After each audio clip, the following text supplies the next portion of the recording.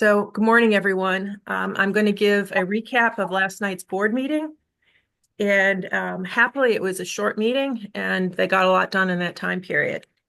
So there were actually two meetings last night. The first was the annual organizational meeting and the second was the regular board meeting. So in the organizational meeting, um, Nancy and Elaine were sworn in as fiscal agents, or fiscal officers. Um, Before that, they were reappointed by the board. The board has to reappoint them to their positions each year. And then they were Dave McMaster from the Defiance City Council came in and swore them in, which also happens every year. And Dave also swore in our new trustee, who is S.G. Brugler. Some of you may have seen him. He's a very tall, older gentleman. He was in yesterday Monday to pick up his board packet. So he was sworn in. So we have a full board again, which is great. The officers for the board this year are Laura's going to remain as president. Beth will remain as vice president. Ken will remain as treasurer. And secretary, because Rebecca Mansell-Pladel had to resign, Chris Korn is going to take over being secretary. So being secretary on the board means that occasionally letters have to go out from the board. That person would write them. And anytime the board sends a card, it typically comes from the secretary. So Elaine and Nancy handle the heavy lifting of the minutes and documents like that. The board committee appointments are, and I'm going to send this all out in a document, or else I'll send it to Shannon and Shannon will share it with everyone. But the committees are branches and outreach. Chris Korn's going to lead that. And Chris Korn's going to lead that. Buildings and lands. So that building and land, this committee will probably be involved with the annex and any renovations we do to DPL. So this is led by Chris Korn, and also Laura and Beth are on that committee. Or I'm sorry, I take that back. Laura and Beth are on, I'm sorry, I'm trying to read my notes, which are kind of scribbly. Branches and outreach is Chris with Laura and Beth on the committee. Buildings and land, Chris is going to be leading that, and S.G. Brugler will be on that committee. Finance is Ken Boroff and Laura Connor. Library policy is Dennis Sabecki, Ken, and Beth. And then personnel is Beth and Laura. So there's a schedule of the 2025 meetings that will be included with the information I send out. It's basically they're meeting the last Wednesday of the month, each month, with the exception of November and December because of the holidays. We'll have an early board meeting the week before the holiday. But that information will all be shared today. So that meeting ended, and then the regular board meeting opened. And I'm just scanning through here. They approved the updating of the emerging technology lead. We had to change that job position from non-exempt to exempt, so that was approved. The library annex budget. So I had proposed that to the board that, and this was after discussion with our building consultant, the lawyer Bricker Graydon, Nancy, and the finance committee. So I talked to a lot of people about this, but because it's been over a year since the initial budget was created with those sort of preliminary plans, which were the intent of those plans was for us to get an idea of how much it might cost to build the library. So over a year has passed since then. So I was advised by everybody I talked to increase the budget by 6% because of inflation. So that adds $300,000 onto the cost of the building. So the budget we're going to be advertising in the RFQ for design services is $5,300,000. So the board approved that last night. They also approved, they didn't approve it. I talked to them about language that's also going to be added to the contract to give us some flexibility, or give the board some flexibility when it comes to the cost when we finally get to the project, because more inflation is going to happen, because it'll be probably another year. Best case scenario, it'll probably be 9 to, or maybe 6 to 12 months before the construction starts, and it may be longer than that. So it's inflation is going to happen. So they've built into the RFQ language a sentence that says that the board has the discretion, understands that inflation happens, and the board has the discretion to approve any increased costs. So the board will be able to handle that on a instance by instance basis if they want to. Nancy presented the donations that the Friends of the Defiance Public Library made to the library, which was quite generous. It's probably, I have not added this up, but I would imagine it looks like it's more than $10,000.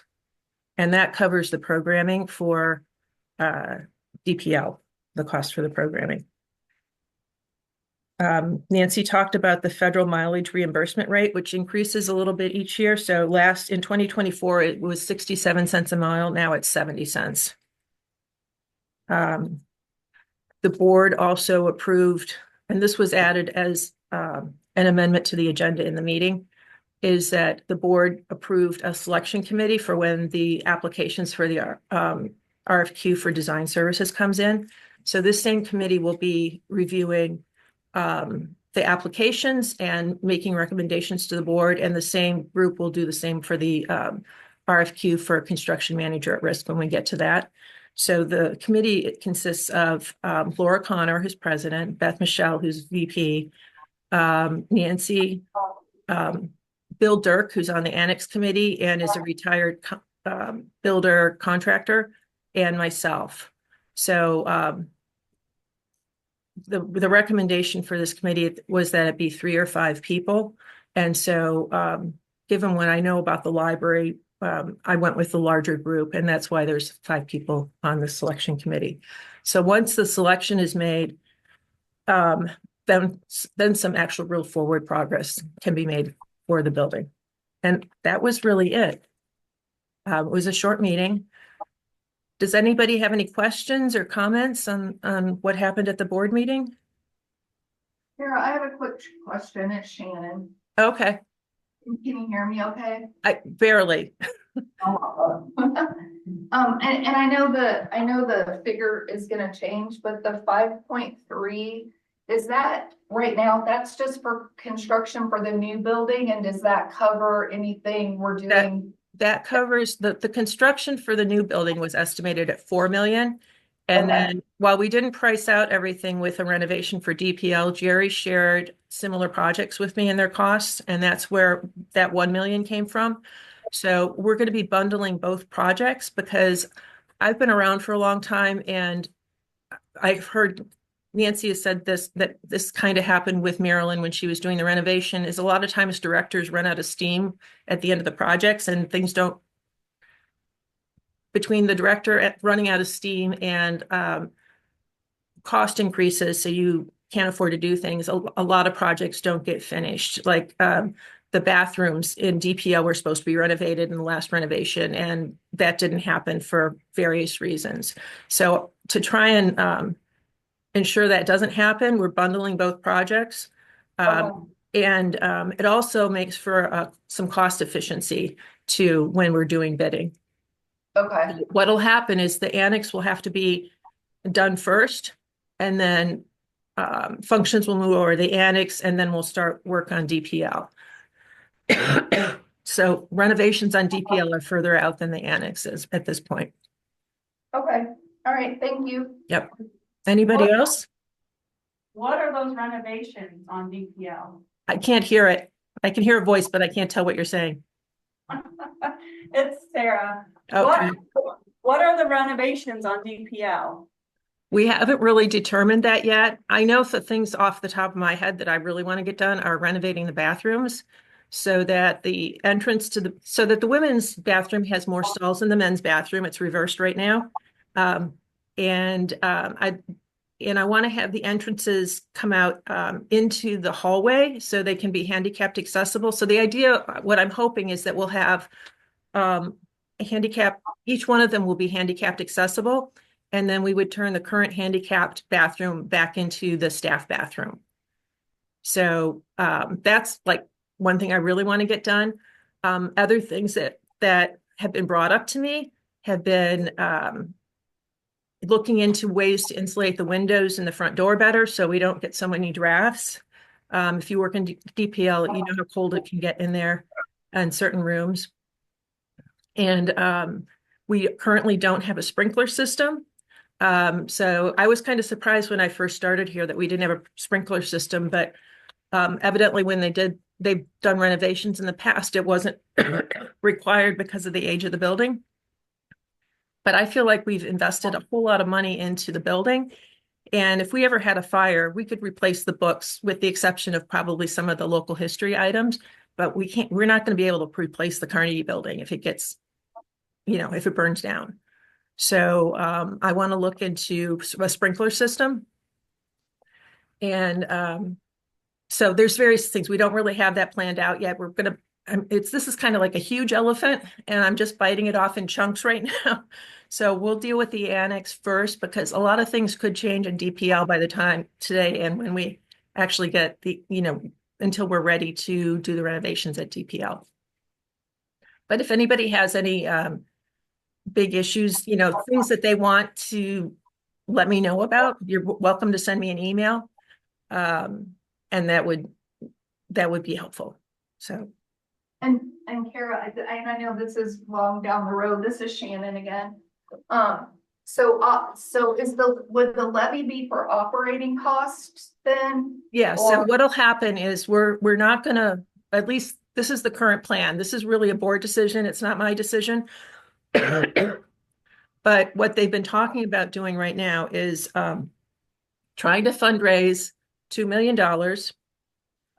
We did have a fundraising study done that said we could successfully do that within this community. So there's fundraising, we'll be paid for part of it. Part of it will be, we will borrow against the public library fund account. So we get payments every year from the state, which consists of most of our budget.